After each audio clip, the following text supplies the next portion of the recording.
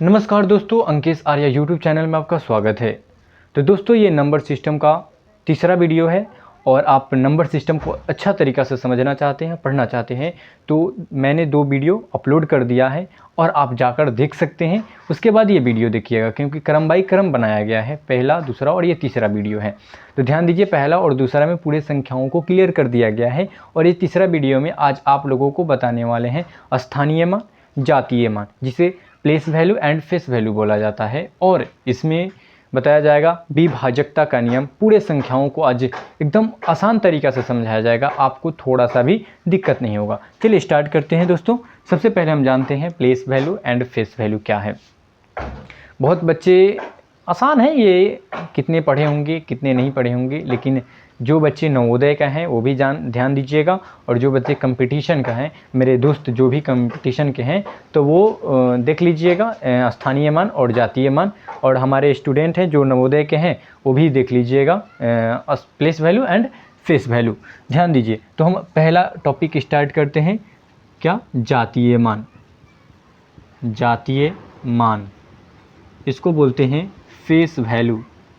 Face value, ध्यान दीजिए दोस्तों। और दूसरा होता है स्थानीय मान। स्थानीय मान इसको बोलते हैं प्लेस वैल्यू। प्लेस वैल्यू, ध्यान दीजिए, ये बहुत इतना आसान है टॉपिक, लेकिन कितने बच्चों को डिफ़िकल्ट लगता है। तो समझिए, हम इस वीडियो में आप लोगों को ये जितने भी दिक्कतें हैं ये सारे दूर कर देंगे। बस याद रखिए, फेस वैल्यू का मतलब होता है जातीय मान और प्लेस वैल्यू का मतलब होता है स्थानीय मान। तो सबसे पहले हम बात करेंगे फेस वैल्यू पे। ध्यान दीजिए दोस्तों, फेस वैल्यू हम कैसे पहचानेंगे, एक एग्जांपल दे रहे हैं, कैसे सवाल पूछा जाता है वो समझिए। जैसे आपको ये देगा, सवाल देगा कि 4 9 3 2 1, इसमें आपको बताना है 3 का जातीय मान कितना होगा या 3 का स्थानीय मान। यानी सवाल पूछने की प्रक्रिया आप समझ गए। जैसे हम पढ़ा रहे हैं आपको जातीय मान और स्थानीय मान, तो सबसे पहले हम बात किए कि सवाल इसमें कैसे पूछा जाता है। तो ऐसे सवाल देगा और इसमें पूछेगा 4 का जातीय मान बता दीजिए, चाहे 9 का जातीय मान बता दीजिए, चाहे 3 का जातीय मान बता दीजिए। इसमें एक संख्या उठाएगा और उसका आपसे जातीय मान पूछेगा। ठीक है, तो सबसे पहले अब तो सवाल देख लिए, लेकिन हम सॉल्व नहीं करेंगे सवाल को, हम आपको समझाएंगे और आप खुद ही सॉल्व कर दीजिएगा। ठीक है, और सॉल्व करके हमको कमेंट में आपको जवाब देना है। ठीक है, चलिए ध्यान दीजिए, जातीय मान का मतलब होता है, ध्यान दीजिए, ये शॉर्ट तरीका है कि कोई भी इंसान का जाति नहीं बदलता है। चलिए, ये तो एक बात हुआ, याद करने का तरीका हुआ। चलिए, जाति नहीं बदलता। क्या कोई इंसान का फेस बदलता है? नहीं, कोई इंसान का फेस नहीं बदलता है। आप भले कितना भी क्रीम लगाइए, कुछ भी कर लीजिए, आपका फेस नहीं बदलेगा, आप जैसे हैं वैसे ही रहेंगे। ध्यान रखिए। तो याद करने का तरीका है, जैसे आपका फेस जैसा है तो वैसा ही रहेगा। यानी कहने का मतलब ये है कि जातीय मान कभी नहीं बदलता है। जातीय मान कभी नहीं बदलता है, यानी जिस संख्या का आपसे जातीय मान पूछा जाए वही उस संख्या का आंसर हो जाएगा। जैसे आपसे 9 का जातीय मान पूछा जा रहा है, 9 का जातीय मान बताइए, 9 का जातीय मान बताइए, तो आप क्या बताइएगा? तो 9 हो जाएगा। ठीक है, यानी इतने सवाल में आपको 1 नंबर पा लिए। पूछेगा फिर 4 का जातीय मान बताइए, 4 का जातीय मान बताइए कितना होगा? तो 4 होगा। पूछेगा 3 का जातीय मान बताइए, 3 का जातीय मान क्या होगा? तो 3 होगा। पूछेगा 2 का जातीय मान क्या होगा? 2 का जातीय मान क्या होगा? तो कितना होगा दोस्तों? 2 होगा। और आप बताइएगा 1 का जातीय मान कमेंट में कर दीजिएगा। ठीक है, आसान है, आप जानते हैं, लेकिन हम नहीं बताएंगे 1 का जातीय मान कितना होगा, ये आपको कमेंट में बताना है। ठीक है, तो जातीय मान से अगर आपको थोड़ा सा भी दिक्कत है तो आप कमेंट में कर दीजिएगा कि सर ये हमको समझ में नहीं आया, तो हम आपको रिप्लाई कर देंगे। ठीक है, लेकिन हमको यहाँ तक लगता नहीं है कि आपको दिक्कत हो। ठीक है, चलिए अब स्थानीय मान को समझते हैं।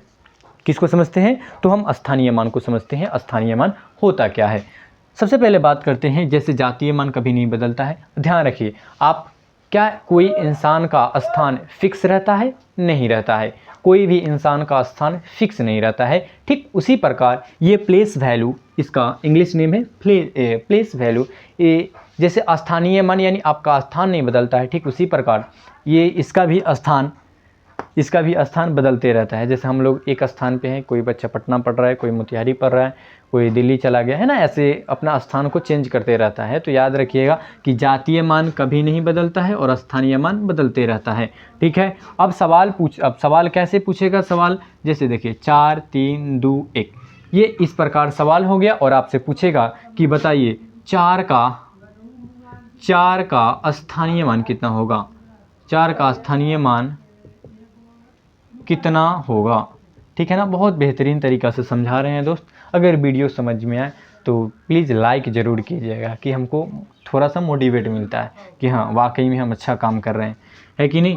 ध्यान रखिए, बहुत ज़्यादा मेहनत होती है इस वीडियो बनाने में। चलिए, जैसे आपसे सवाल पूछा जा रहा है 4 3 2 1 में 4 का स्थानीय मान कितना होगा, तो हमने बताया कि जातीय मान कभी नहीं बदलता है और स्थानीय मान बदलता है। हम बात कर रहे हैं स्थानीय मान पे, तो कैसे बदलता है यही बात को समझना है, कैसे बदलता है। जैसे देखिए यहाँ पे 4 हो गया, ठीक है, इकाई दहाई सैकड़ा हज़ार, ये 1000 पे 4 आ रहा है, उसके बाद से कितना अंक बचा, इकाई दहाई सैकड़ा, तो आपको सैकड़ा लिखना है। समझ में आया कि नहीं। देखिए इकाई दहाई सैकड़ा यानी 3 गो जीरो लगाना है, ठीक है, समझ में आया दोस्त। जैसे जितना अंक बचे ना उतना जीरो लगेगा 1 पर। बात समझ में आए कि नहीं आए। जैसे पूछेगा 3 का स्थानीय मान बताइए, स्थानीय मान बताइए। जैसे देखिए हमने बोला 3 कितना पे आ रहा है, इकाई दहाई सैकड़ा, इकाई दहाई सैकड़ा, तो 3 गुना 3 के बाद कितने अंक बचे, तो 2, तो ये सैकड़ा हो गया।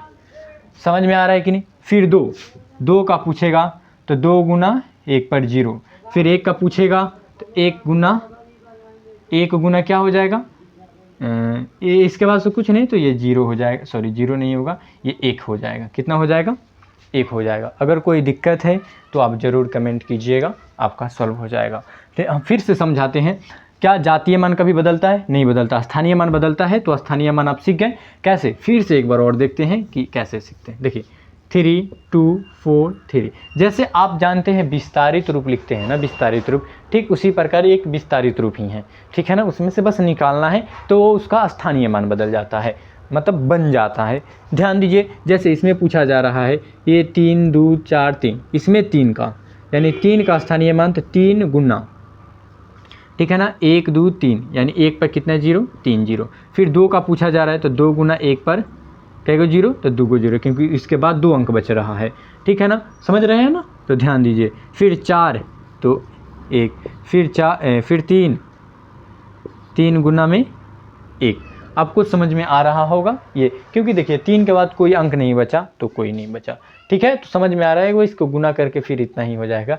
तो यही होता है इसका स्थानीय मान। और बोलिएगा सर कितना होगा, तो ये हो जाएगा 3000, ये हो जाएगा 200, ये हो जाएगा 40 और ये हो जाएगा 3। बिल्कुल समझ में आया होगा इसका स्थानीय मान। जैसे यहाँ पे 3 का स्थानीय मान हो जाएगा, 3 का स्थानीय मान हो जाएगा 300, इस 3 का स्थानीय मान हो जाएगा 300, और इस 4 का स्थानीय मान होता है 4000, और इस 2 का स्थानीय मान हो जाएगा 20, और इस 1 का स्थानीय मान हो जाएगा 1।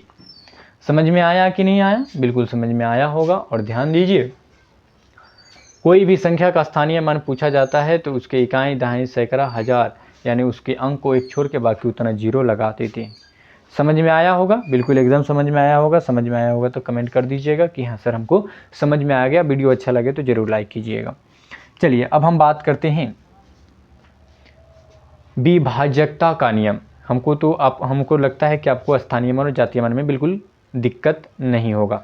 अब चलते हैं हम विभाजकता का नियम कि 2 का विभाजकता का नियम क्या होता है, 3 का, 4 का, 5 का, 6 का, 7 का, 8 का, 9 का। हम यहाँ तक आपको 10 का बताएंगे और उसके बाद फिर यहाँ तक आपको क्लियर हो जाएगा, ठीक है। चलिए थोड़ा डस्टर ले लिया जाए, साफ़ कर लिया जाता है, वाइट बोर्ड है, साफ़ करना पड़ेगा, है कि नहीं।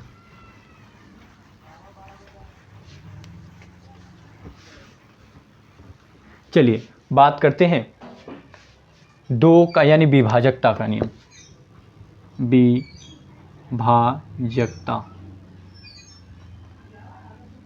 का नियम है कि नहीं।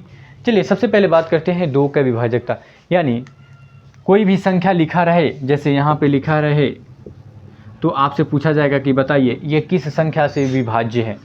मतलब इसमें ऑप्शन दे दिया जाएगा और आपसे पूछा जाएगा कि बताइए ये कौन सी संख्या से भाग लग रहा है। तो ऐसे सवाल आते हैं, तो हम आपको बता रहे हैं सब संख्याओं का रूल कि कौन से 2 का विभाजकता का नियम, 3 का, 4 का, 5 का, 6 का, 7 का, 8 का। ये बहुत इंपॉर्टेंट है, ध्यान रखिए दोस्तों। आप जब तक पढ़िएगा तब तक ये आपको काम आएगा, इसलिए आज ही बेहतरीन तरीक़ा से पढ़ लीजिए। सबसे पहले हम बता रहे हैं आपको विभाजकता यानी 2 का विभाजकता का नियम। ध्यान रखिए, आप लोग लिखिएगा, जिस संख्या के इकाई अंक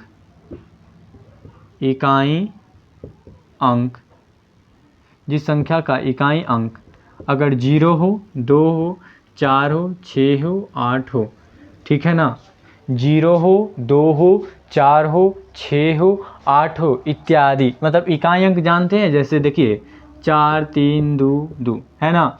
तो हम इधर से काउंट करते हैं, इकाई, दहाई, सैकड़ा, हज़ार, 10,000, यानी 4000 इकाई, दहाई, सैकड़ा, हज़ार, 10,000, यानी 44,342 है। तो ये इकाई हो गया, ये दहाई हो गया, ये सैकड़ा, ये हज़ार और ये 10,000 में आता है। ठीक है ना दोस्तों, तो समझ में आया। तो इधर से इकाई दहाई पढ़ा जाता है। और ध्यान रखिए, ये देखिए 2 है, तो इसका मतलब ये 2 से विभाज्य है। आप बिल्कुल देख के अब बता सकते हैं कि ये 2 से विभाज्य है। ठीक है ना, तो समझ में आया होगा। जिस भी संख्या का देखिए इकाई अंक, पहले का अंक लास्ट वाला से इधर से इकाई, दहाई, सैकड़ा, हज़ार, तो वो 0 हो या 2 हो या 4 हो या 6 हो या 8 हो, तो वो संख्या डायरेक्ट आंख बंद करके वो 2 से विभाज्य कर दीजिएगा। ठीक है। अब चलिए बात करते हैं दूसरा में 3 का विभाजकता का नियम क्या कहता है। 3 का विभाजकता का नियम क्या कहता है 3? तो ध्यान रखिए, 3 कहता है कि सभी संख्याओं का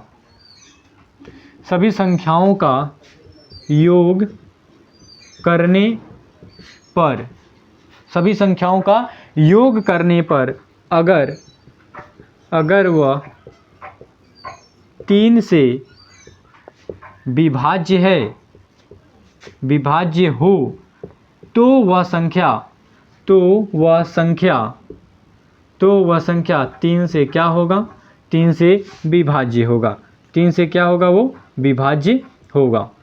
ठीक है। मतलब क्या बोल रहा है कि जो संख्या दिया रहा है ना, उस संख्या को पूरा को जोड़ दीजिए और देखिए वो 3 से भाग लग रहा है कि नहीं। अगर लग रहा है तो 3 से विभाज्य है, नहीं लग रहा है तो 3 से विभाज्य नहीं है। बोलिएगा सर कैसे? तो ध्यान रखिए, 3, 4, 5, 9, 3। हम देखिए लगाते हैं थोड़ा। इसको अब क्या करना है? सबको जोड़ना है। 9, 3, 12, 12, 4, 16, 16, 4, 20, 20, 3, 23। क्या 23 3 से विभाज्य है? नहीं है, इसलिए संख्या 3 से विभाज्य नहीं है। अब बोलिएगा जैसे 81 को जोड़िए, कितना होगा? इसको 8 और 1 9। क्या 9 3 से विभाज्य है? जी हाँ, बिल्कुल। तो इसलिए 81 भी 3 से विभाज्य होगा। आप हमारे बातों को बिल्कुल समझ गए होंगे। यानी कोई भी संख्या लिखा हो, जैसे 3 3 3 3 लिखा हो मान के चलिए, तो सबको जोड़ दीजिए। 3 का 3 6, 3 3 9, 3 चौको 12, 3 25 15। बताइए 15 3 से विभाज्य है कि नहीं? तो हाँ, ये 3 से विभाज्य है। हम ऐसे बहुत सारे एग्जाम्पल हैं जो आप बना सकते हैं। ठीक है ना। आप किताब उठाइएगा अपना, कोई भी अंक गणित, और इसमें से सॉल्व कर दीजिएगा। चलिए अब हम बात करते हैं 4 का, यानी 2 3 हो गया, और 4 का विभाजकता का नियम। आप लोग नोट कर लीजिएगा। ठीक है ना। वीडियो को पॉज कर लीजिएगा और नोट कर लीजिएगा। ठीक है। बहुत इंपॉर्टेंट है, बहुत मेहनत से बनाया जा रहा है कि नहीं? थोड़ा सा आप लोग भी मेहनत कीजिएगा और इसको पढ़िएगा। तीसरा नंबर यानी 4 का विभाज्य का नियम। तो ध्यान रखिए, लाइट कट गया। तो 4 का विभाज्य का नियम क्या कहता है कि अगर इसका जो इकाई और दहाई का स्थान है, तो वो अगर 4 से विभाज्य है, या इकाई सिर्फ इकाई स्थान है या इकाई दहाई स्थान है, तो 4 से विभाज्य, तो वो संख्या 4 से विभाज्य होगा। जैसे देखिए, आपसे हम एक बुक ले रहे हैं और उस बुक में से क्वेश्चन देंगे तो आपको बेहतरीन समझ में आएगा, ठीक है। जैसे देखिए कुछ क्वेश्चन है, जैसे हाँ आपका क्वेश्चन है, बुक से क्वेश्चन दिया जाता तो तनी ज़्यादा बेहतरीन रहता है कि नहीं।